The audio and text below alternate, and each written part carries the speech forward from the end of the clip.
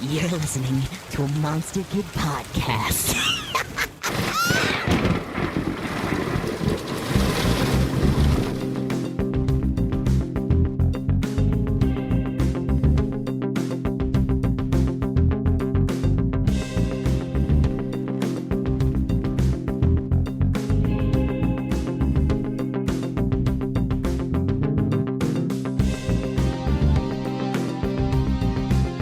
Hi and welcome to A Dingo Ate My Movie, a podcast that features classic Ozploitation and other weird, wonderful, overlooked and underappreciated Australian films from the 70s, 80s and beyond. My name is Pete and I'm your host. The Night Rider. That is his name. The Night Rider. Remember him when you look at the night sky.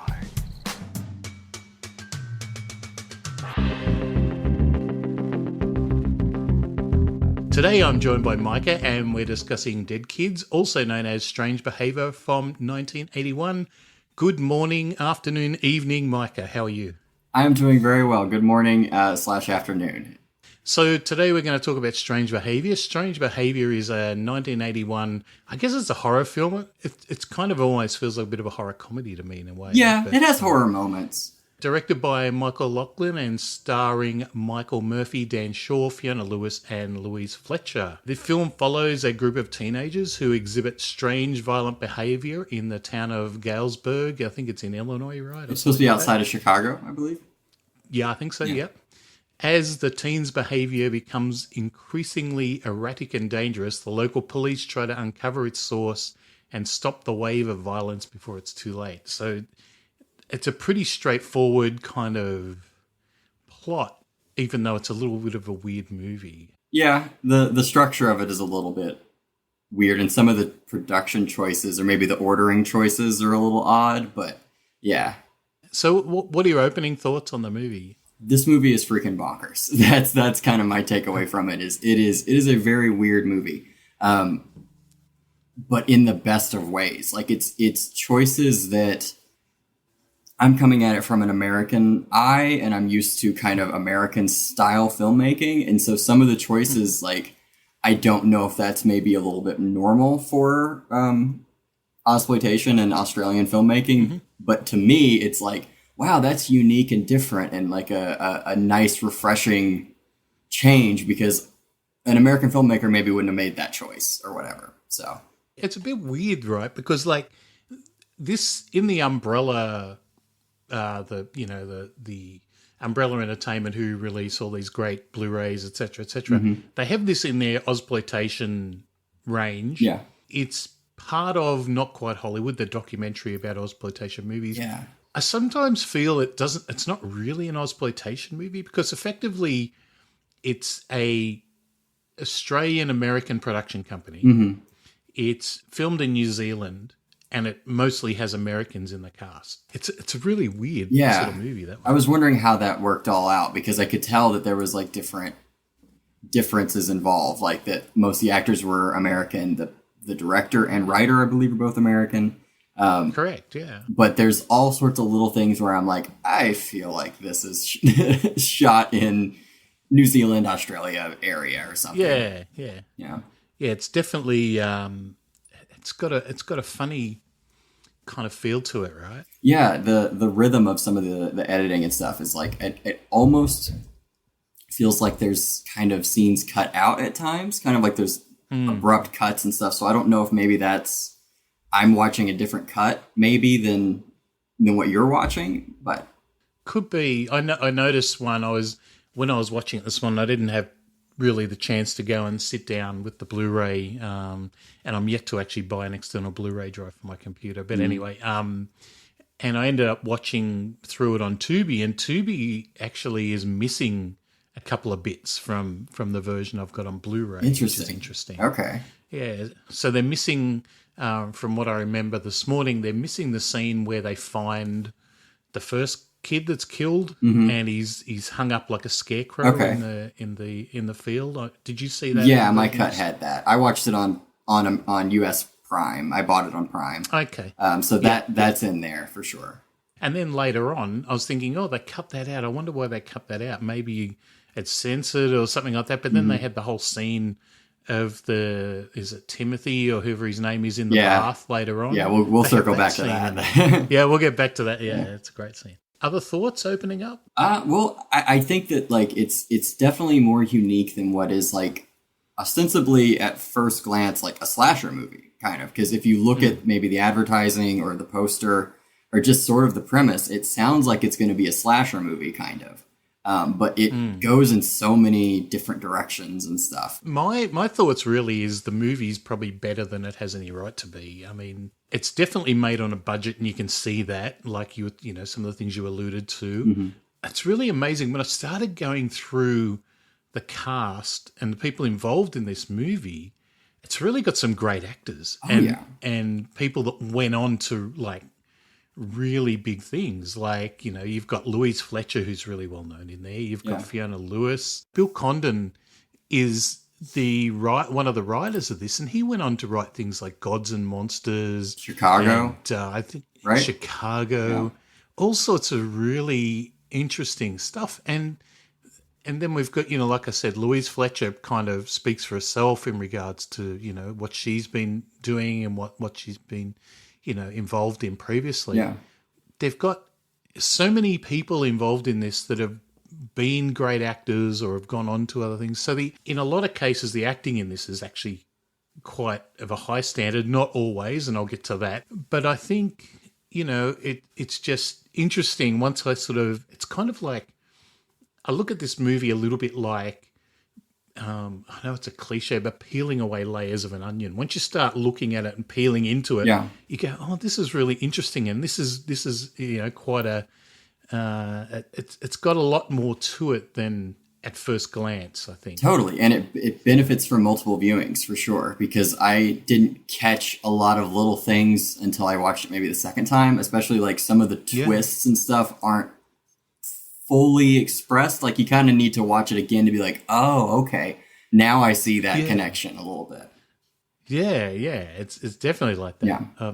It has things like, you know, it has some classic stuff. It's got a hypodermic needle, the eye. Yeah. It's got a human scarecrow, a killer in a Tor Johnson mask, and my favorite bit, a 5-minute choreographed dance scene that just comes out of nowhere. It is arguably the best part of the movie. I would say so as well. I was totally going off on it the other night. I was like, I started looking into stuff and I looked at that scene. I was like, oh my God, this scene is just amazing. It's so good. And it's great. It has an amazing needle drop too. That song is, I hadn't really heard that song before seeing this, and I'm in love with it. Yeah. Yeah, I hadn't heard it for years and years until I saw this movie again. Yeah, it's great. I think once you know, like the ending, which has a little bit of a twist in it, you know, you'd think it doesn't have much of a rewatch, you know, sort of factor. But as you've just said, you've watched it a few times, and you do see stuff in it that's different each time. Yeah. You know, and I've probably watched it almost half a dozen times in the past month or so, and I still really enjoy watching it. I watched you know, as you do when I'm prepping for these sort of things, I'll maybe, if I can find a podcast to listen to, or if I see a video review on YouTube or something like that, I'll look at a few of them. One of the reviews I looked at, he was like, well, once you've seen it and you know the twist, there's no point seeing it again. I thought he kind of didn't really give it the, you know, the thought. But then, you know, it's one person's opinion. So yeah, and there's different layers to the twist. Like, without getting into it, we'll get into it later, but there are different bits and pieces of it that, like, I missed on the first reveal, because it sort of, that last scene kind of like speeds up really quickly, and they just kind of like rush through it, sort of. Going through it a second time, I was like, oh, okay, that piece, like, I didn't catch the first time around. So I think it does benefit, and you have that in your mind watching it, and so you can kind of pay attention to the performances a little bit. I watched it. I have the Blu-ray, of course. I have the Umbrella Blu-ray, which I would recommend to anyone that can get it. It's fantastic. The first 1,000 pressings include the Tangerine Dream soundtrack on a CD, which comes with it, which is fantastic. Yeah. Has so many extras for a movie that's not well known. It's quite amazing. It's got like 2 commentary tracks. It's got interviews with the special effects guy, Craig Reardon, who, again, has done lots of lots of FX movies in the past. Yeah, it was a jumping off point for things so like many that. people. It seems like. Yeah, absolutely. Yeah, and it's got the unofficial fan feature or fan made feature called Dead Kids 2, which these fans made. I watched a bit of it. It's a bit hard to watch because it's old VH. I don't know if you've been able. It is on haven't. YouTube. You can look it up on YouTube. It's a bit hard to watch because it's filmed on. I don't know if it's filmed on just video or VHS or whatever years ago. It's the quality's not really great, and it's actually it's a fan video. Yeah. It's probably, and it was made a long time ago. Now I think fan videos are a lot higher in quality, whereas this one is still quite good, but I think a lot of the scenes run too long, and I actually lost interest in it, to be honest. Yeah, probably after a victim while. of like the technology of the time just not being up to snuff. I think so. Like now there's better cameras on our phones maybe than they would have had absolutely. to shoot it. So Yeah, but it's amazing to know this film actually has like a cult following. It's, that is cool. but I think you can see why, right? When you Totally. when you watch it, yeah. I was wondering, is it kind of more popular over there than it is here? Like is the cult following kind of worldwide, or is it? I don't know. It's one of those movies that I'm surprised there's a bit of a cult following. Like I said, I can see why there might be, but I don't. It was never big here. So to be totally honest with you, the first time I was ever aware of this movie was probably seeing the video cover in a video shop back when it was out on video. Would have been probably late 80s, early 90s. Wow, yeah. But I never picked it up to look at it. I always thought it was interesting. I liked the cover, but I never sort of thought to rent it. Yeah. There's plenty of those that the cover doesn't really sell it. It doesn't really like do it justice. So yeah, I think in those days I was kind of really discovering, because of video, obviously I was really discovering a lot of genre movies and things like that. I guess you sort of always have movies that are, you keep pushing them down the list because you've got these other ones you want to see before that, and then just never saw it. So that's how it was for me. Like I saw it, I think probably I became aware of it when it came up on, I think, Shudder probably. And I just kept kind of skipping past it because nothing in the thumbnail really grabbed me or the description really grabbed me. But watching it for this, like I wish I would have seen it sooner. It's on Prime Video in Australia, but I mentioned on Twitter the other day that there's some really weird sound issues with it on Prime. It's like the first scene is fine, but then the sound drops out for ages. And then I thought, I wonder what's going on. And then I fast forwarded a little bit, and then the sound is like from another part of the movie. Wow. I don't know what they've done with it. And I thought, is it something wrong with my setup? So I went to another movie and watched that on Prime. I watched a bit of that and it was perfect. Then I went back to this and I had the same issues in the same place. And I'm like, they've done something, they've stuffed this up somehow. And I watched it once. When the first time I watched it on Prime, I'm sure there was a bit of a commentary track in there as well. So something's gone weird with the audio when they've mastered it or something like that. Yeah. I purchased my copy, and I don't know if maybe there are multiple, because I know Prime sometimes has like multiple editions of a movie, even if it's not like a different cut. It's like this production company put out this version and this one did this one. So maybe the one I bought doesn't have that, because I don't remember noticing that as much. You would know if it had that issue because it's like unwatchable. It's jarring, which is a bit of a bummer, but it's on Tubi in Australia if you're interested. And I'm not sure if it's on Tubi in the US, maybe not. Everything's on Tubi, it seems. And, of course, the Blu-ray. And I would definitely recommend the Blu-ray. I think it also came with like a poster as well. Oh, cool. I've got that somewhere as well. Yeah, it's quite cool. So Umbrella's been doing great stuff lately with all this sort of thing. And lovely releases. It's really good to see. I saw somebody put out a vinyl edition of the soundtrack that I actually want to get. Oh, really? Yeah, it's the Tangerine Dream one without the needle drops and stuff. But I forget who put it out, but it's like on Amazon and stuff. I'm definitely going to be getting that. I think this movie is really interesting because, like I said before, it was a production between United States, New Zealand, and Australia, and it was supposed to be the first installment in a trilogy. And they made the second movie, which was called Strange Invaders, which I haven't seen. Yeah, I didn't know that. That's interesting. No, yeah, it was supposed to be a trilogy, and they didn't make the third one because the second one just bombed. Oh, and, okay. So they never made the third one. And you said you hadn't seen the second one? No, I know it's out there somewhere. I'll have to check it out. If anybody's done a I know reissue that of it. I don't know. Some of the cast are back in it, I think. That's cool, at least. Yeah, it is. I think it's more of a sci-fi. I had a quick look. I think it sounds like some sort of aliens coming to Earth sort of thing. Okay. I don't know how it would fit in with the first one. Yeah. Centerville, Illinois is a nice place to live in, Avon calling. but you wouldn't want to visit there. And you definitely don't want to bring the family, because the people of Centerville have a little secret they really would rather not share. Well, this is odd. No one has lived in that town since 1958. I know what I saw. You've intruded on a very delicate situation. I led them right to you.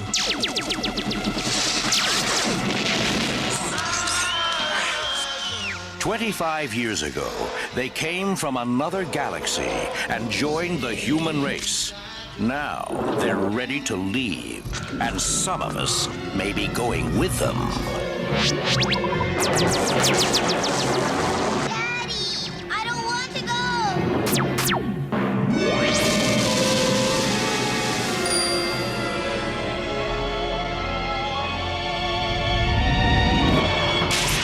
Strange invaders. Before we talk about the movie, let's have a bit of fun. We'll talk about the music because I really enjoy talking about music. and Awesome, these me sort of too. things. Yeah. So yeah. So the soundtracks from was by Tangerine Dream. If you're not aware of Tangerine Dream, they I guess one of the pioneers of electronica music. They founded in like 1967, which is quite amazing when you think of it. And Yeah.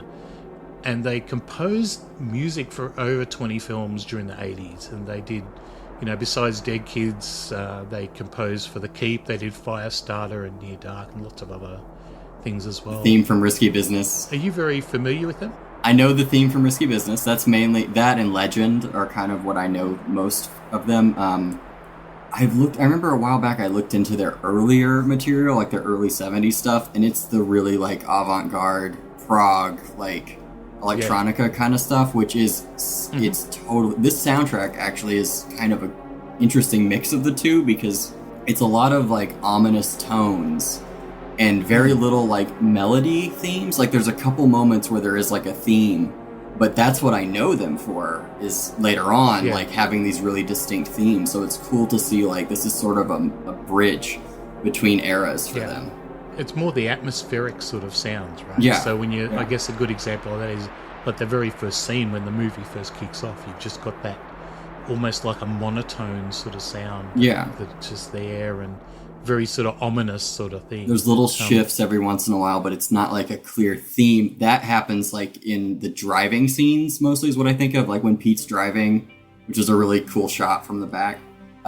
Yeah, that's a great shot. That's where like the theme is sort of is like the typical, like that sounds like Tangerine Dream to me is.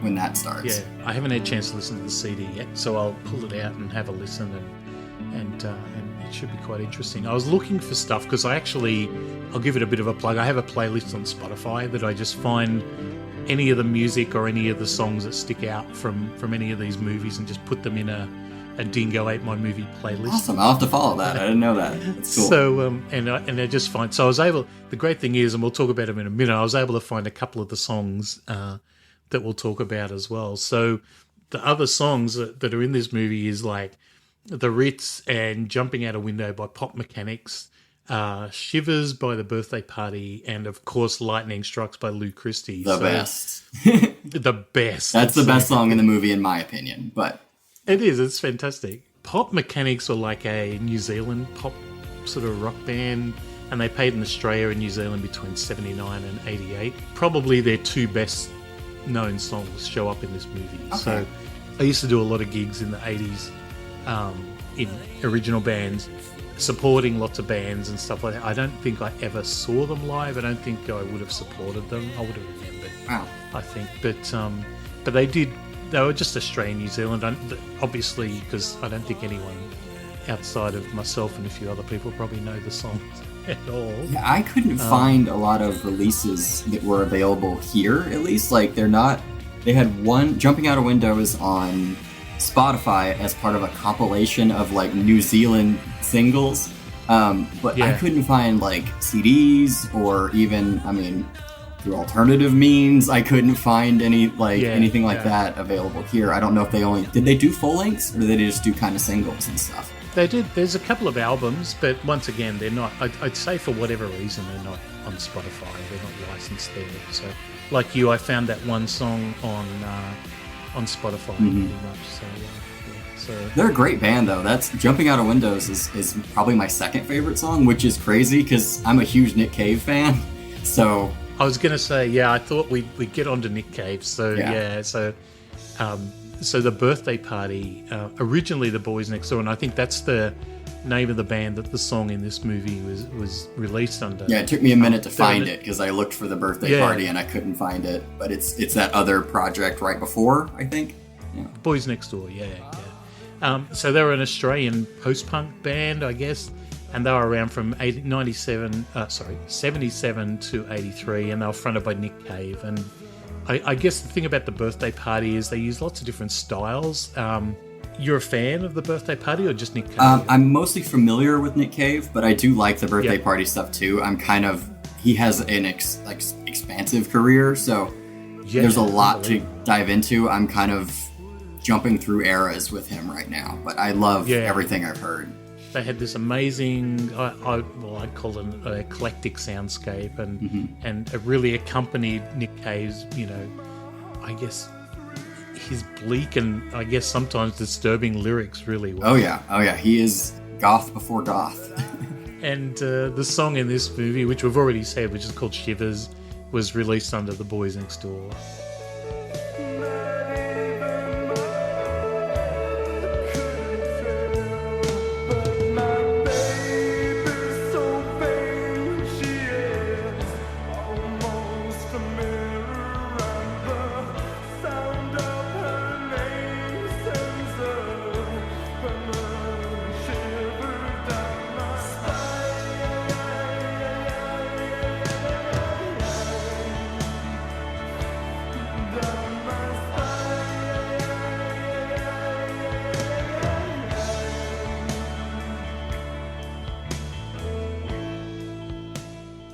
And then Nick Cave went on, of course, to form Nick Cave and the Bad Seeds, and Grinderman's another project of his. And then he collaborated with a lot of artists, from Marianne Faithfull to Kylie Minogue. And that great song, what's the one he did with Kylie Minogue? Where the Wild Roses Grow. You have to have a listen to it. Yeah. So it's a duet with Kylie Minogue. They're singing it from the point of view of each of these people in the story. Yeah. And it turns out that I'll let you find out for yourself, and then you can tell me what you think later. But look it up. It's really quite a interesting. The way the song's put together is really interesting, and it's very. Of course, it's a Nick Cave, so it's quite bleak. Yeah, he's kind of known for his like murder ballad type songs, where it's like story songs that are about a murder or some kind of death. So yeah, he's also done lots of work in film and TV as well, and when I was looking him up on Wikipedia, it's amazing, what he's done. I guess most genre fans kind of wouldn't be very familiar with Red Right Hand, which is in pretty much every Scream movie. In the storm comes a tall, handsome man in a dusty black coat with a red right hand.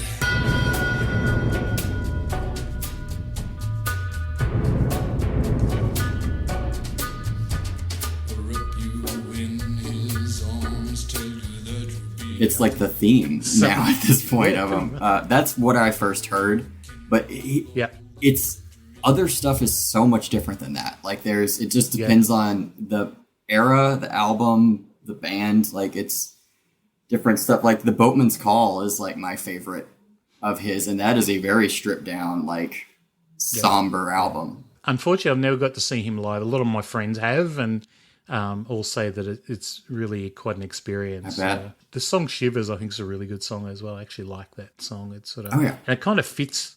I'm trying to think where they use it in this. Is it just on the radio? It's on the radio. It's I think, right in one of the scenes. before, it's after the dance party, and it's That's right. when the killer in the mask is about to kill the couple in the truck. Yeah. It's playing on the truck Yeah. radio. And then, of course, we get to the Luke Christie song, which is probably, or you've just said is your favorite, which the is best. Lightning Strikes. It's so good.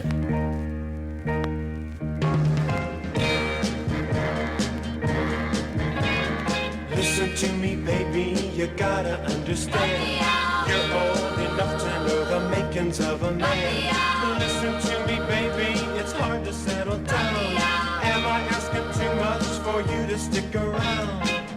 Every boy For an old wants a song, like it girl. was released when I was 4 years old. So it was released in 1966 Wow. and reached number 1 in the US and Canada, number nine in Australia, number 3 in New Zealand. But till then, when I see your lips begging to be kissed, stop, I can't stop, stop, I can't stop myself. Lightning striking again. Lightning striking again. It's just a cool song. I love the guitar sound in this song. It's fantastic. It captures the time really well. I think it just captures that whole era, the 60s era, sort of really well. Yeah, totally. And it fits this movie to a T. Yeah, perfectly. And the whole scene is like structured around it and stuff, and it's really fun. Like that party looks amazing. I would love to go to that party. But yeah, the hook of that song is just so. It's an earworm. The moment you hear it, it's stuck in your head. And she's reading my mind. Stop, I can't stop, stop, I can't stop myself. Lightning striking again. Lightning striking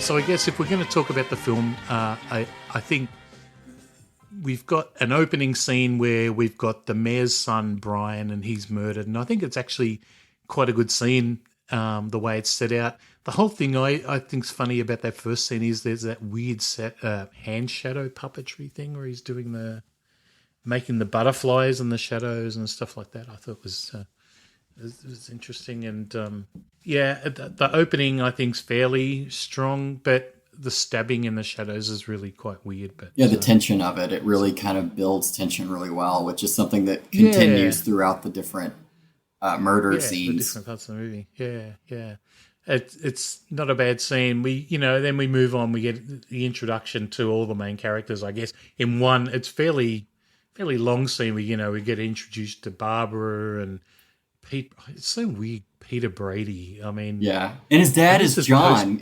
Wasn't Mr. Brady's name John also? I think no. What was Mr. What was it? I can't remember. Yeah. I used to watch the Brady Bunch all the time when I was a kid, but I don't know if that's a good thing or not. But I caught the reruns a lot. Yeah, and the movies weren't too bad when they did those movies. It was all right too, yeah. The thing that got me the most in the first couple of scenes was John Brady cutting his toenails at the table. Right, yeah. And that has one of my favorite lines from Pete, where, and I don't know if this might be a phrase in Australia and New Zealand, but gag a maggot. Yeah. I never heard that. I love that, though. I'm going to totally use that. Like, it's enough to gag a maggot. Yeah. It's weird. And it's also got that weird scene where John is in brushing his teeth or something, and then Pete walks in fully naked. Bare ass naked, yeah.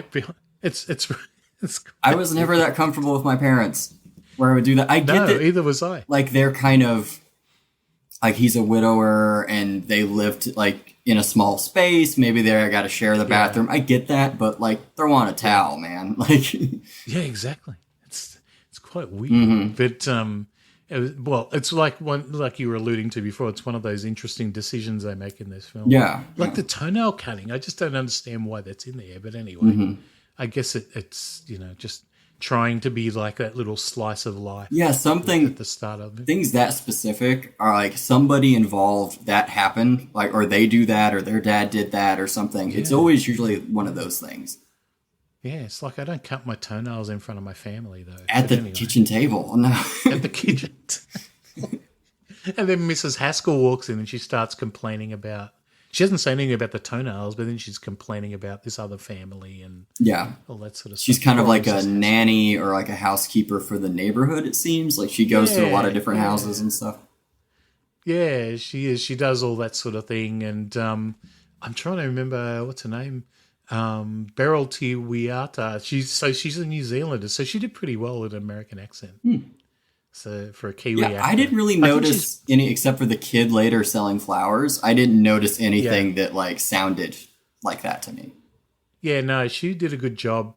Arthur Dingham is an Australian actor as well, who played Dr. Lessange, and he did pretty well as well. I think that was quite well acted as well. So in a way, it's good that they bought a lot of American. Like if you're going to have a movie that's based in the US. You really need you don't want to have Australians trying to do American accents. Yeah. Which we kind of do okay, but I guess it's easier. From what I understand, they bought out most of that cast of kids is mostly Americans. They bought them all out. A lot of the props they apparently just packed into a box and sent everything out. Wow.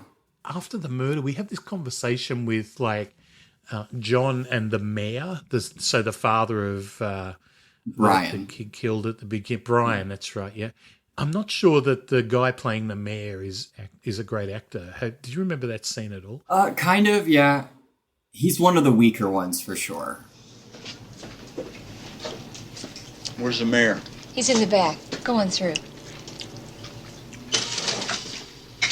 Hey, Randy. All right. Listen, I hope you're not too worried about this now. I got Donovan out snooping around, Everybody's keeping an eye out for him. Turn up. Thanks, John. You and Linda didn't have a beef with him or anything, did you? No, nothing like that. He was just doing his homework when we left. Well, I'll call you about 6. Look, there was something. Yeah. A bit strange, I thought. As we backed down the drive last night, there was a car parked in front. Is anybody in it? I don't think so. Guess I should have looked. Don't worry about it. I'll call you about 6. Okay. He also works at the grocery store, apparently. He does, and he's the mayor, which is quite... I mean, in our town, the mayor at one point was the bail bondsman, so they do other things, I'm sure, but that was just odd of like, you still work at the grocery store? I think it's interesting how we get this whole, the introduction to the program at the university. There's a scene where I think it's Pete and Oliver, his mate. So they have an interesting relationship as well. Those two guys, and the first scene where they're at the university, I think is really interesting, where they do that whole chicken demonstration thing. Yeah, they go and they kind of weird. Like the first step is like a lecture, kind of to show what the program does or whatever, and they watch this footage that is made. It's either old footage or it's made to look old. Of the doctor that originated, I guess, the program, who is no longer living, and they are continuing his project. Yeah, and there's a weird demonstration where like he basically has a chicken raise its leg and spin in a circle.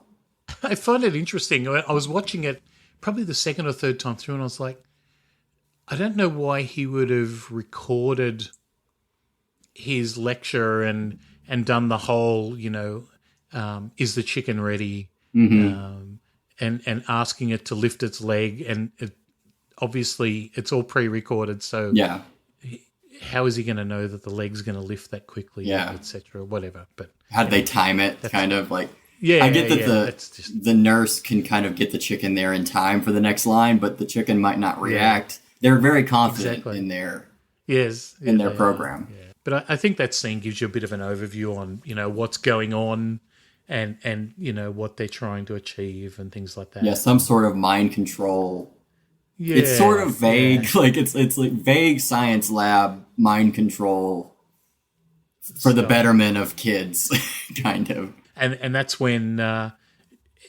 Pete makes an appointment with Gwen for the next day to go and have his first, because he needs to get money, I think, for an application to college. For an application to college that he never seems to be putting in. He's one of his teachers is asking him why he hasn't applied. I think there's some subplot about him and his father wanting him to go off and have a life and do college somewhere else and then come back to town. But Pete wants to kind of just stay in town. Yeah, so his dad won't give him the money to submit the application, it sounds like. And so he's going to take this program to make a little bit extra money. Yeah. Only $200 to go to college is pretty good. Yeah. So... So it was like tuition? That was tuition? I thought for some reason it was like application submission or something. That is really... I thought it was application. Yeah, I suppose $200. I don't know. Does it cost money to submit an application for... Maybe? For college? Maybe? I don't know. I wouldn't think so. Not here anyway. But anyway. So yeah, and then I guess my favourite scene in the movie when we get past the university scene, we have the party scene, and there's the weird opening where the girl dressed as like the flying nun or whatever she is, meets them at the door and says something about we're celebrating independence. That's right. I'm not wearing any underpants or something like that. Yeah. It's so strange. Like it's a costume party. I'm assuming that. Yeah. Not for Halloween, I don't think. I don't think so. Yeah. And independence leads me to think, like, is this supposed to be like a 4th of July? But then they wouldn't be in school. So it's a little confusing as far as what the party's for. Yeah. It's just like a generic party, I guess. And I want to know the thought process where they thought, let's stick a scene in of a party, which is initially, okay, that works. Mm-hmm.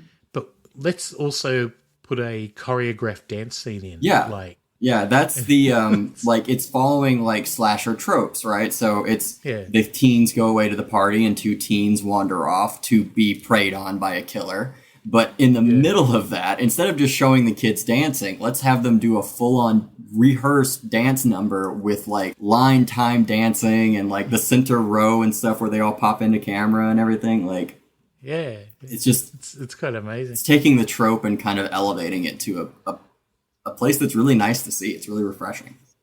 It is. It's kind of refreshing. It's kind of like you're saying, it's kind of just nice, right? And it's a bit of a break from the rest of the movie. Yeah, especially with how dark it gets.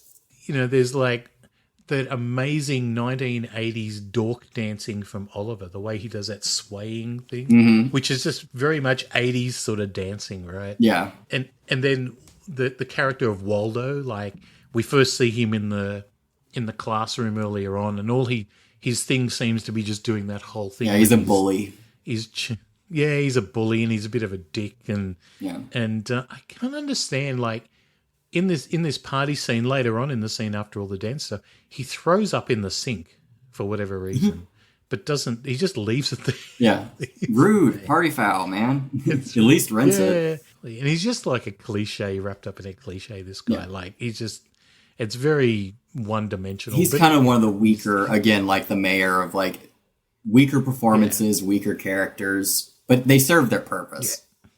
Oh, they do. He's the jerk of the movie. And, you know, whatever. Surprise, he gets killed. But, he does. Some of the costumes I noticed. I don't know if you noticed any others. I found a Batman and a Robin. I found 2 women dressed as cavemen. There's like a Bride of Frankenstein vampira kind of looking girl. Yeah. She had like goth makeup. The flying nun girl. Yeah. And then someone dressed up as Genie, as in I Dream of Genie. Yeah. I think Waldo's in like a cowboy outfit. It's all very cliche, but it's quite cool. It's just Pete's really in good. Like some sort of outfit, and his friend is in like a tuxedo shirt or something.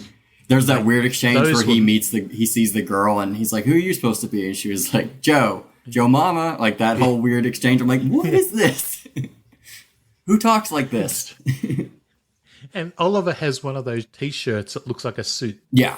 Yeah. And these were massive. These were massive in the 80s. I used to have one myself. If movies are a testament, that is true, because I see them in movies all the time. Yeah, it's a thing. They were a thing in the 80s. People used to wear them. I don't know why. So dorky when you think of it now, but anyway, yeah. So it's fun. Yeah, so that scene just blows me away. There's, like you said, the song fits it beautifully. It's choreographed, which is just weird. I was trying to think if there's any other sort of genre movies that have anything as choreographed as that in the middle. Full on dance number. That's not a musical or something like that. Yeah, that's not Rocky Horror. Yeah. So I can't think of anything really. No, not that comes to mind, because it's rehearsed like a dance number. It's not just like a party dance scene or something. I can't think of another instance of it. And obviously then we go outside and we have Waldo and Lucy in the car.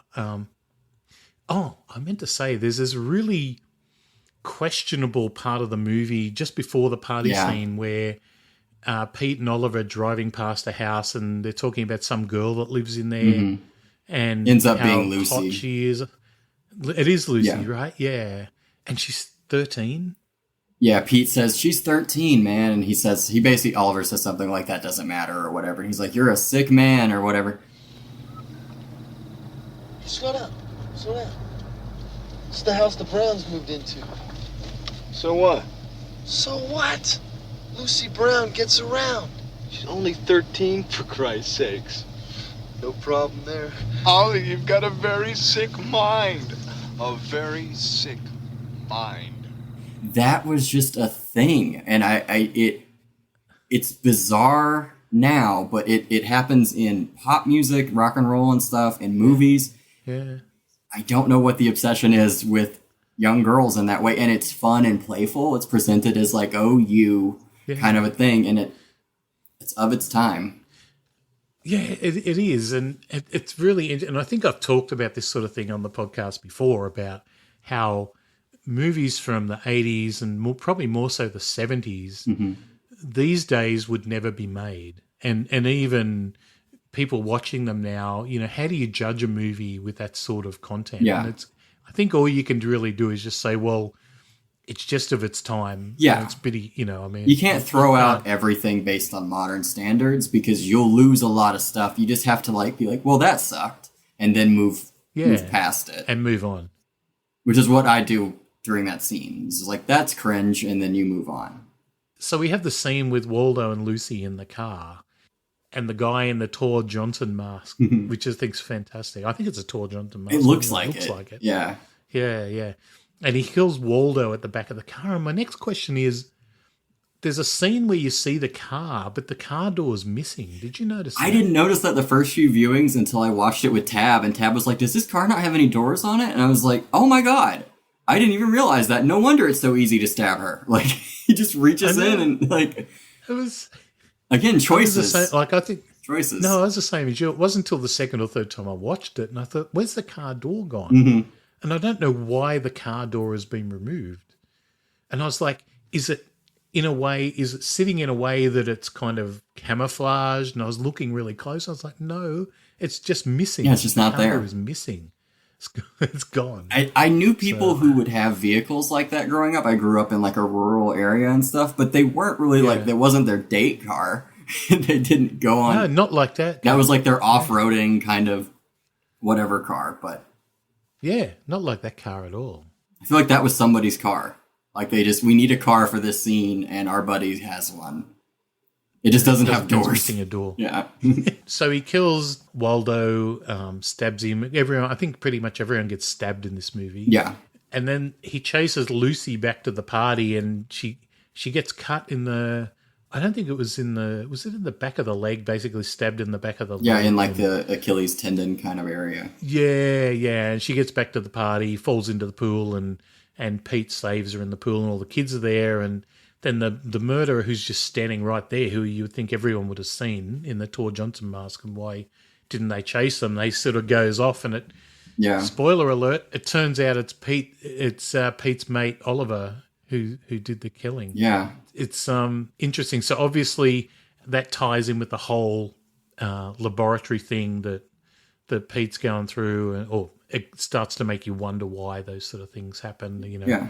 Then they get questioned the next day. They're at the police station, and Oliver sort of is saying he doesn't remember anything. So there's obviously some sort of mind control programming. And it sounds genuine. His delivery of that is really, because that could be a tricky line of like, oh, is he pretending to not know? And it genuinely sounds like he doesn't remember and he blacked out. And this is sort of, up to this point, been set up as a like whodunit, you know, who's the killer kind of thing. So now it's sort of, it seems odd. Like, why are we seeing who the killer is this early? And it's one of our protagonists in a way.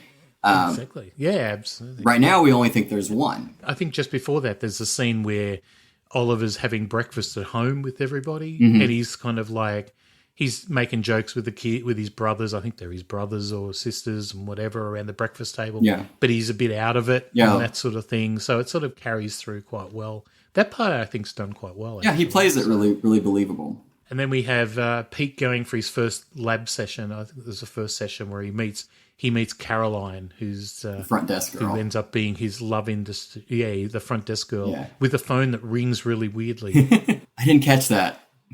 And he walks past all these shots of all these different rooms with different things going on. And if you're quick, I think one of the people he passes ends up being a murderer later on in this film. Oh, okay. Or maybe he was the murderer at the beginning, maybe? I feel like he looks kind of like because you see that character for like a second, I think, at one point. Yeah. Looks kind of like when that he blows guy. out the candle. Yeah, it looks kind of like that guy. Maybe. Yeah. So he meets up with Gwen and she explains basically all the stuff to him, gives him the first injection and gets him to repeat some word. Mhm. I can't remember what the word is, that's really complicated and he can do it really easy. So then we're getting more information that they're injecting him with something that's supposedly making him smart. Making them smarter. Is that it? Yes, for today. Well, perhaps we should do a little experiment. Try and repeat this word after me. Gnocchi flausi nihili pillification. Gnocchi flausi nihili pillification. Very good. Right on the nose. Feel good. Feel a little high. Am I supposed to feel a little high? I'll see you tomorrow, Pete. Very good. Yeah, and then he goes on a date with with Caroline. With Caroline, and he like speaks French to the maitre d', and he like starts to order their meal, and it's this really intricate, like detailed, complicated dish or whatever, and then they ended up just getting whatever they wanted. But those are, I think, examples of like, oh, he's smart right now. Like he's sort of amped up from the medication. And I think at the same time in the movie, we've got the cop that comes from out of town, who's once again another really cliched character, the out of town cop guy who's seen it all and all this sort of stuff. When I was watching with Tab, I was like, yes, I'm here from Central Casting. I heard you needed a cliche detective from Chicago, and I am here to portray that part. That's exactly what he is, Yeah, right? yeah. That's exactly what he is, yeah. And then we get the scene I think you've talked about, or you alluded to in some of our notes around the death of Mrs. Haskell, Yes. who's the housekeeper. So this is my probably favorite scene next to the dance party. It's basically Mrs. Haskell is set up as kind of this neighborhood nanny / housekeeper, and she's going over this house to check on this kid, Timothy.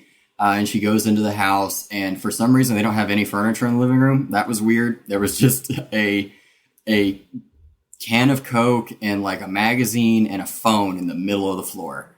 And the Coke is knocked over, and she's like, what a mess. And then starts looking for him, and there's this like kind of drawn out tension building scene of her going through the house looking for this kid, and it slowly builds the tension. It's really one of the biggest examples of like where the horror really shines. Is there's some really unnerving moments in this of like she's looking around, and then a record is put on upstairs in Timothy's room, so she goes to check in that, and it's the Popular Mechanics song. Yeah. She goes in to check on it and turns it off, and then she hears, I think, the water running in the bathroom, I believe. In the bathroom, yep. Yeah, but before that is one of my favorite shots where she like leans over, I think she's checking under the bed, possibly, and the closet is right behind her, and you see it sort of lean open a little bit, and then she walks out of frame and comes back, and it's wide open and no one's in it. Like, that's a really subtle visual thing that is super unnerving. And then she goes to the bathroom, where she hears the water running. She walks in, and Timothy is in the bathtub, and his hand is severed. And it's laying in the sink. So she panics at that and runs away. And I think maybe that's where she's on the phone, maybe. And then the figure goes in there, and then she hears something that's like a sawing noise in the bathroom after she goes into the bedroom. And she goes back in there, and there is a girl sawing into the corpse of Timothy, and then chases her down the stairs with a knife. She manages to get the phone and call the police, and she can get out just a little bit of information about her killer, and then she's killed. But she's able to get out that she has brown hair and she's fat. That's like the two descriptors that we can get. Yeah, it's a great scene, actually. It's probably, like you were saying, it's the best thought out scene in the movie, I think, and probably the best. Yeah, it's probably besides the dance scene, it probably is. It's probably the best scene in the movie, especially like you were saying, like of horror moments. It's the best horror moment. Yeah, because the other ones are pretty straightforward and not really.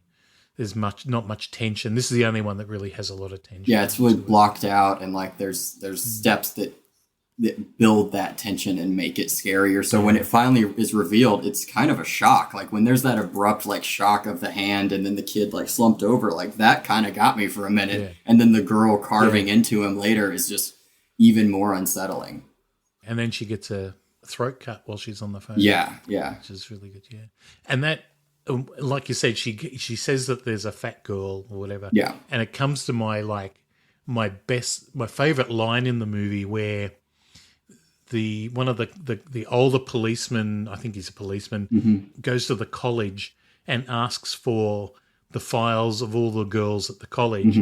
The guy at the college says, "There they are, 2,000 girls. May I ask what you're going to do?" And he says, all he says is, "We're going to find the fat ones." Yeah, that's a great line. We're going to find the fat ones. And then start going through there and figuring out, apparently this school has a program for overweight teenagers, or maybe overweight girls in general. They don't let it be known that it's mind control, but it's sort of like impulse control kind of methods or whatever. So that's suspicious. Then we get, I think after that, we're at Pete's second session, which is probably one of the other most infamous scenes in the movie, which is the needle in the eye scene. This is the poster moment, it seems. Like a lot of the posters It's the poster moment, yeah. The thing that stands out for that scene for me the most, like the fact that she's got him strapped in. I was watching this with May, my wife, and I was like, he could easily get out of those arm straps. Like, you could just tell that they weren't that simple. They were kind of loose. And he does. Yeah, he does later on. And he does, yeah.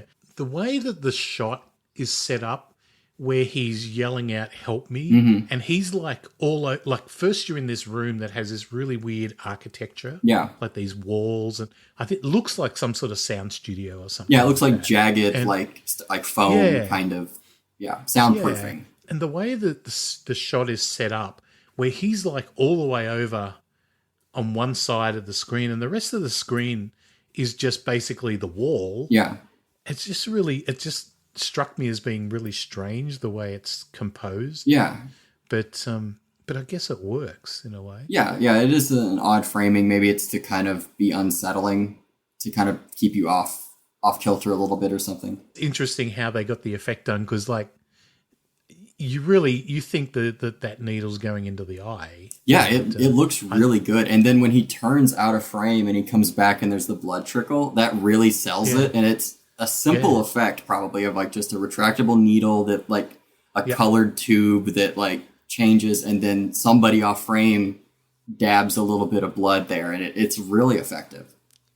That's exactly what happened, because there's on the Blu-ray there's the interview with the effects guy, and he was saying that that was the first thing he did, like one of the first effects he did.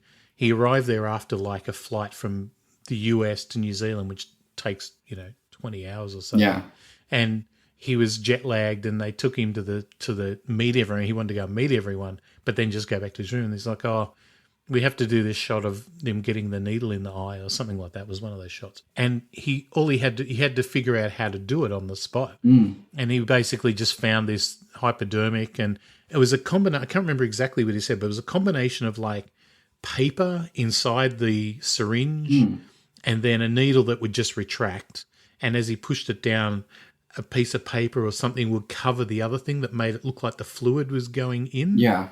And then when, like you said, when his head goes over to the left, he was just down there with the fake blood, just squirting it in near his eye, and then he brought it back up. That's so cool. It's I've seen enough of these things to kind of put it together, but it's really effective that if you weren't looking for that, it looks believable. And she swore that it went into his eye. I was like, no, it didn't go in his eye. You have a look, it's just a little bit above. But it just looks it's not quite at the level of Dead and Buried. Have you seen that? I think I have. It's been a little while since I've seen it. And that's got a great needle in the eye scene as well. Okay. A little bit more violent than that, but that's a really, really good scene. So yeah, I like that. And then I think that's when we sort of see Pete's dad, John Brady, sort of starting to get the idea that there's something strange going on. And it turns out later on that he's always had some weird feeling about the whole laboratory thing. I was trying to work out, I was trying to figure this out myself. Is the laboratory at the college, or is it separate? It looks like it's separate. I think it's the psychology department of the college, I think. Yeah, I think it is a part of the college, but it's like their psychology department on campus. That's the best I could kind of... Because it almost looks like a different place, right? Yeah, so, it does, for sure. Like it's a separate building or something, but it's implied that it's like the psychology department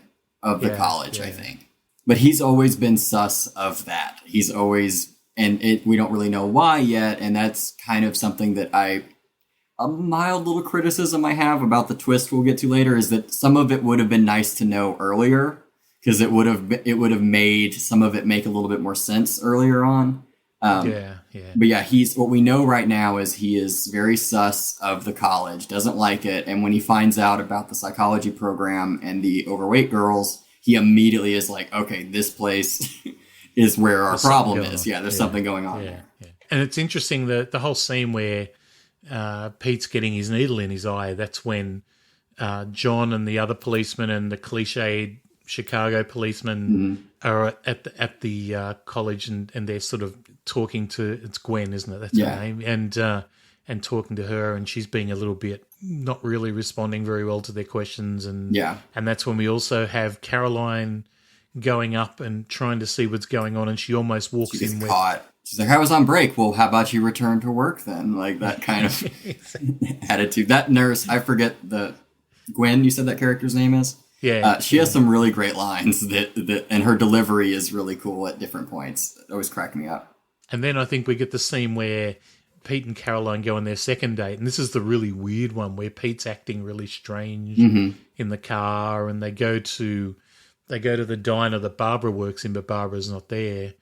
This is the scene where Pete goes to the bathroom, and pees in the toilet, and there's all blood coming out for some reason. Is that after the shot? Is that where she inputs stuff into the computer? I think so. Yeah, I think it's after that. So she sends him his mission, basically, which is to kill his dad, or to kill John Brady. And so that's sort of, I think, why it starts escalating is he goes to the restaurant and he says, like, Barbara was supposed to be here. And then he starts kind of like he collapses. Yeah. And I think the bathroom is right around that time too. He goes in the bathroom and he urinates blood. I think he was supposed to go there and maybe do something to Barbara, and that would get his dad to go, I think was the idea. Yeah. Maybe. Yeah. I didn't think of that. That's good. Then we have this whole thing where John forces Barbara to go with him to go to Lasange's crypt, and they he wants to prove that Lasange isn't dead. Wants to prove exactly. Yeah. And they pull the coffin out of the crypt and open it up, and I think what's in there is a pair of legs. There's a couple of femurs, and I didn't put that together till later. There's a reveal later on where I'm like, well, that's an odd choice. I was like, oh, he just threw some bones in there to make it look like, there's a body in there. No. There's somebody's legs. Yeah. specific. But yeah, so it's clear Lessange faked his death. There's a scene with Barbara and Pete at the house. Yeah. And this is where we get the backstory exposition about Pete's mum. And I guess this is where we start getting the information that brings us to the end of the movie, which is where, you know, his mother used to work with Lessange at the college or at the place there, and then her behavior changed and she decided to quit her job, and then his father found her at the lab and she was unconscious at the desk, and they took her to hospital and she basically passed away. And from that moment on, his father thought there was something strange with Lessange, you know, and all this sort of stuff. Yeah. Died of like this odd prolonged asthma attack. That she had a history of asthma apparently, but it wasn't to that point or something. And from that point forward, suspicious of Lessange and thought Lessange had her killed. It's also sort of implied that she may have been involved with Lessange. That's implied in that scene of like some people said that she was devoted to Lessange and not her work. That comes back later. And that pays off. Yeah, It pays off at the end. Yeah. And then from there, everything is just at breakneck speed. Yeah, like, it's real like, we got to get this thing over with. It's like, we need to finish this movie, right? And that's where we get into the bit where, you know, John breaks into the laboratory and we have that whole scene where I don't know why, it's the only part of the movie where he's wearing glasses, right? I thought about that. I wondered if he used to wear glasses when he was with Catherine, his wife. And he was putting them back on to like get back in that headspace, but he's not wearing them in the flashback that it shows. It shows this like old like silent film looking kind of flashback, like with the central focus and everything, but he's not wearing glasses in that. So I wonder if that was the intention and they just missed that bit of continuity. Yeah, it's strange because it's the only time in the whole movie he's wearing glasses. Yeah, is to go there and confront Lessange. Yeah, and he looks sometimes, I don't know why. The first thing I thought of was Rick Moranis. I don't know why. I could see that. But yeah. But it was just like the way he looked. And it was just strange. I just thought it was a really strange choice. There must have been some reason. Yeah, I wonder if there was a scene missing or something maybe, or something that didn't make it through the scripts. Like, maybe he was supposed to be wearing them in that flashback and they just didn't get the continuity right in that moment.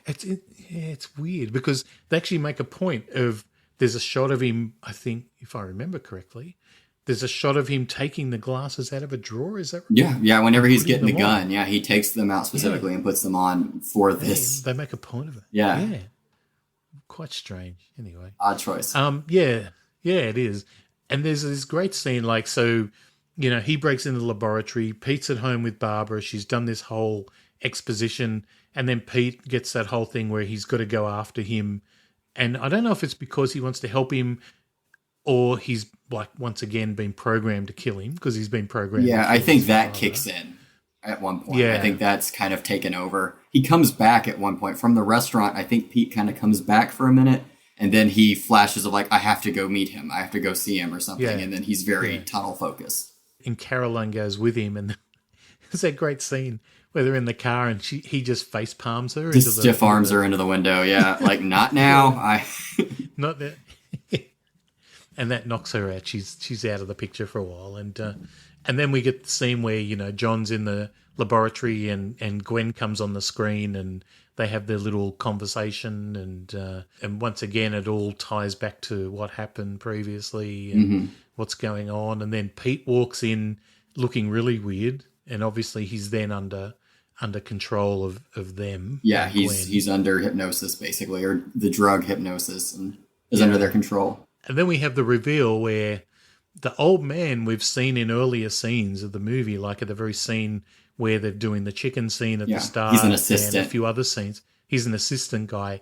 Comes up a lift, some sort of lift in the laboratory in a wheelchair and then rips off his face and it turns out that it's Lessange after all. Yeah. And Lessange had faked his own death. It faked his own death, yeah. By severing his own legs and putting them in the casket, that took me a minute to be like, oh, they're his legs. Like, I missed that line. That there's a little throwaway line where he's like, I would give up more organs if I could continue my work or something like that. That's right. Yes. So I have many questions about that.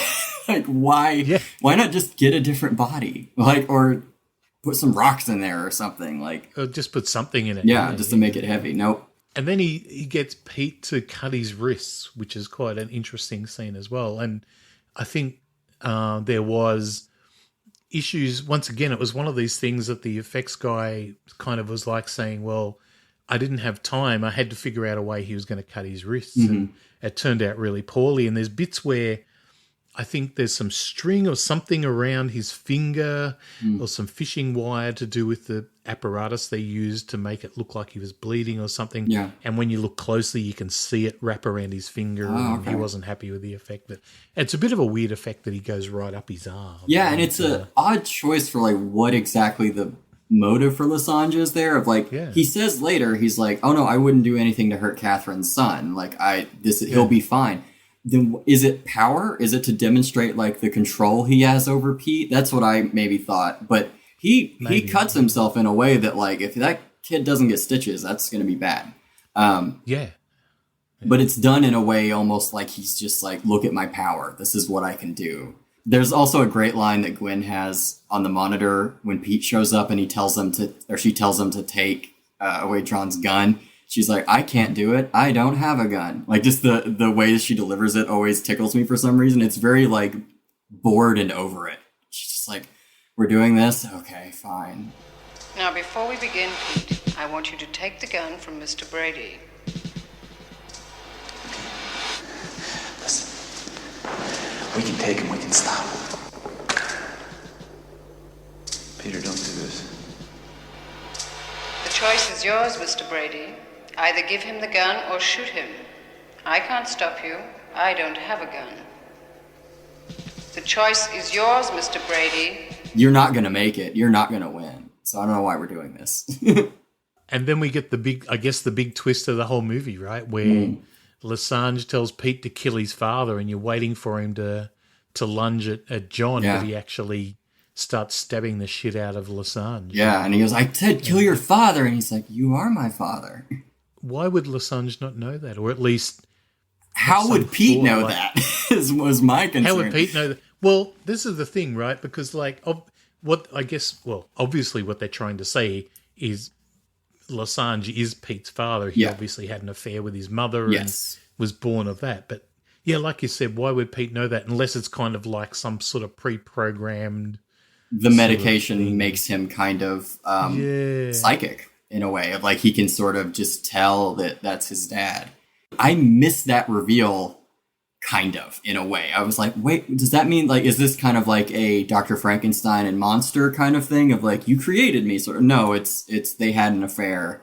And some of that would have been nice to know earlier. Not that part, but the bit of like John and Catherine and her working there and like all of that would have maybe added to the story earlier a little bit.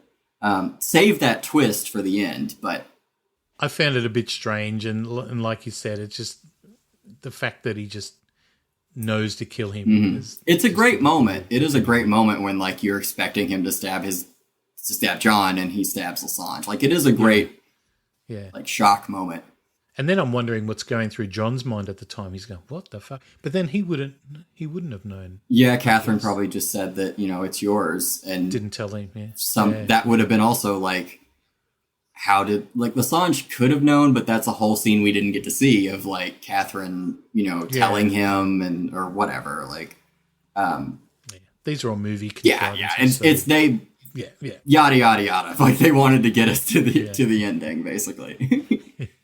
And then there's the whole scene with, where Gwen's being taken away by the police at the end, and then we jump forward a little bit. Jump forward a little bit to the wedding of John and Barbara. Yes, and that's kind of to show that like they're still a happy family.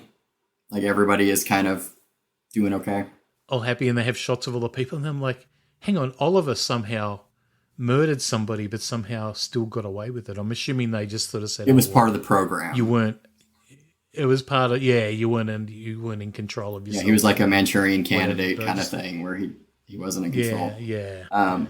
I guess it's rare, especially in a horror movie, to have such a happy ending at the end with a wedding. Yeah, that really like wraps things up nicely. Another slightly weird thing. Yeah, it's another kind of weird thing. You don't see many wedding scenes in a horror. Not in like ostensibly a slasher movie. Like a lot of it is structured like a slasher movie, and it ends with this like happy, wedding, and they all drive away, and like I really like that shot for some reason of the church from the car, kind of looking up. Like it's really like idyllic and kind of beautiful in that way. Any final thoughts from you on this? I think it's just this really cool hidden gem. Like I can't believe I hadn't heard of it more, and it makes me wonder what other movies from Australia / New Zealand that I'm missing, because there's a lot of good ones. Yeah, that one, it really surprised me as well, that movie. Like I thought because I just order all the stuff from Umbrella if it comes out on their Ozploitation stuff. I was like, okay, I'll get this and I'll see what it's like. I was really shocked that I enjoyed it so much. Like I said at the beginning, I think it's better than it has any right to be. I think it's a really enjoyable film, and definitely, something worth. If you haven't seen it, it's probably worth checking. Totally, it out. I would definitely recommend it as a buy. Like that is one like. I was going to say, is this a buy, rent, or a stream? Oh yeah, sorry, I jumped ahead in the notes there. Yeah, I would say buy. Yeah, it's a buy for me. Yeah, for sure. Well, obviously I did. You did buy it. Yeah, I guess I did too, but I bought the streaming one. I want to get the Blu-ray of it. Yeah. It's worth it. I mean, have you got a multi? Oh, it's actually the Umbrella stuff. If you can get it, I think all that stuff's multi-region. It's either that or maybe somebody else released it in a region-free version. I've seen the Blu-ray available on like North American Amazon. So the Umbrella one's great. If you get a chance to grab that one, that's probably the one to get. And it looks good. It seems like it's been cleaned up and it's quite nice. So, awesome. Yeah, that's cool. Cool. Excellent. So that is Dead Kids. Don't forget, it's also Strange Behaviour. I think, was it Strange Behaviour on your Amazon? It is. It comes up as Dead Kids. The poster, like the thumbnail, is Dead Kids, but the title is Strange Behaviour. Yep. It's one of those things. Yeah. It's weird. I don't know why they did that. I think there was, if I remember, there was some story about they didn't want to call it Dead Kids in the US, and then they changed the name in the UK to something else. Strange Behaviour makes kind of more sense, maybe a little bit. I think it does too. Yeah. Dead Kids is a great title, though. I think, Dead Kids is a very provocative title. If you're looking at old VHSs for this, that was a UK version of this film was released under the title of Small Town Massacre. Wow, that's a great title too. which is another. Yeah.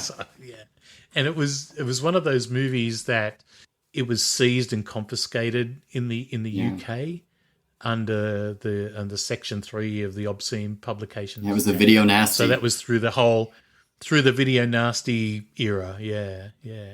So I think probably just the name. Yeah, because there's not a lot in there that would fit with those other movies, really. No, exactly. That whole era is really interesting. Have you read much into that? A little bit. I've seen the documentaries on the Video Nasties, the two parts. The docos are great, So that's Dead Kids. Excellent. So, Micah, what's going on with you? You got anything special happening? Any projects, any other podcasts? Well, there is a podcast project I have coming up that hopefully will be launching pretty soon. I'm doing it with Tab from Test Pattern. Among several other people, there's going to be a roundtable discussion style podcast about femme representation in movies and TV. So all of the hosts are femme presenting people, and we'll be discussing various genres, but I have a feeling we're going to probably focus on horror a lot because we're all horror fans pretty much. But it's going to be called Stiletto Banshees. The website is thestilettobanshees.com. And we're hoping to launch either into this month or early February. That sounds exciting. I can't wait to hear that. It sounds really good. We're all very excited for it. I bet. So how many people are involved in that besides? Upwards of 10, I think. Wow. Yeah. That's really there's good. quite a bit. It's supposed to be kind of a roundtable where people can maybe miss if they need to. So there's enough of us to like, maybe somebody's not really feeling this episode. they can sit out, and there's enough of us to cover it. Okay. Yeah, and as far as socials, like my Instagram is Miss Valentine 138, MS Valentine 138. That's mostly where I'm at now. I no longer on Twitter, so yeah, a lot of people have fallen off Twitter. It's a bit it's a bit of a bummer, but it's the Wild West right now. It is a little bit, yeah. It's a bit of a strange place. I'm kind of vacillating between sort of. It's hard because like I use it for the socials for this podcast, and then I'm like, ugh. But then there's still enough people I still keep in touch with it on there to stay on it. So yeah, I was torn on it. I was torn on leaving, but it just... So did you leave completely? Did you I deleted it. Completely? Yeah, I deleted it. Yeah, okay. Yeah. It's been just too hostile. Yeah, it is pretty hostile. Yeah, it's pretty awful. That's cool. And there hasn't really been a good like substitute that has come out yet that does what it did so well. So it's, you know, Instagram is the best that I got right now. So I stay pretty active on there. Okay, Micah, thank you so much for coming on today. Really appreciate your time. It's great having you on. I'm definitely going to have you back because it was... Oh, absolutely. I would love to come back. Thank you for having me. It was an honor to do this. And I that's great. Love the movie. Thank you for showing that to me. That's great. I'll find something else strange down that track. Please do. I love weird movies. That's good. I'm trying to do... I missed a few last year, so I'm trying to sort of pick up things this year and... have a few good things coming up. So I've got quite a few good movies in mind. So sweet. I would love to come back. Absolutely have you on. All right. So thank you very much. And we'll take a short break and we'll be coming back with what's coming up next. And now, preview time.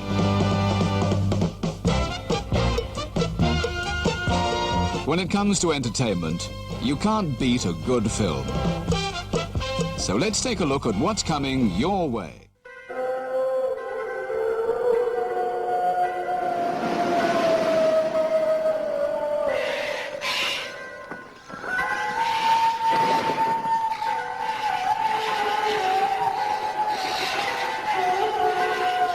Listen to the sound of evil.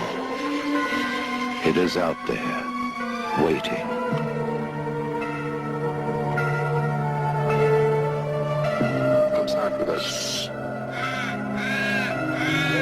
Powerful, deadly, invisible. They came to take a holiday.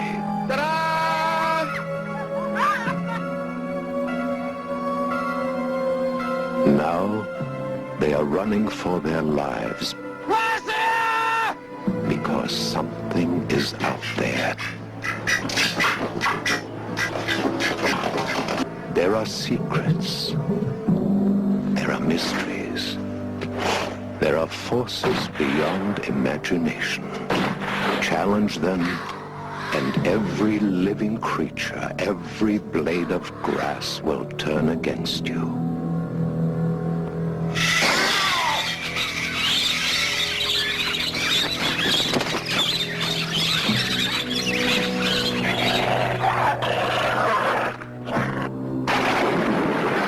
Prepare yourself for the fright of your life. Christ! Long weekend. An experience in terror and suspense.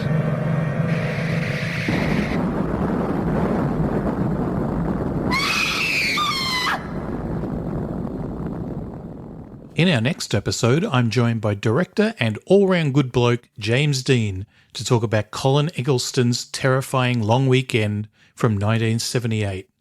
I look forward to you joining us.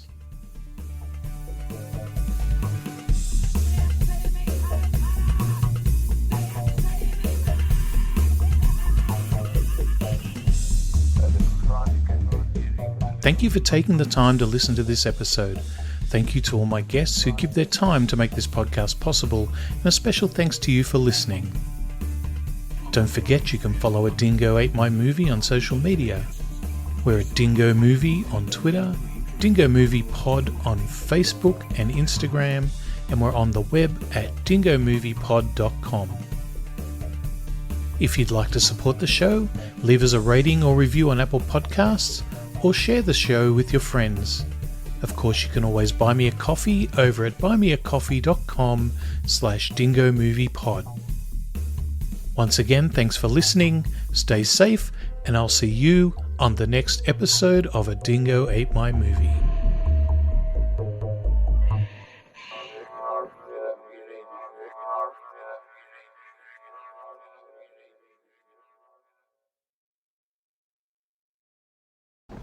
Well, there they are, 2,000 girls.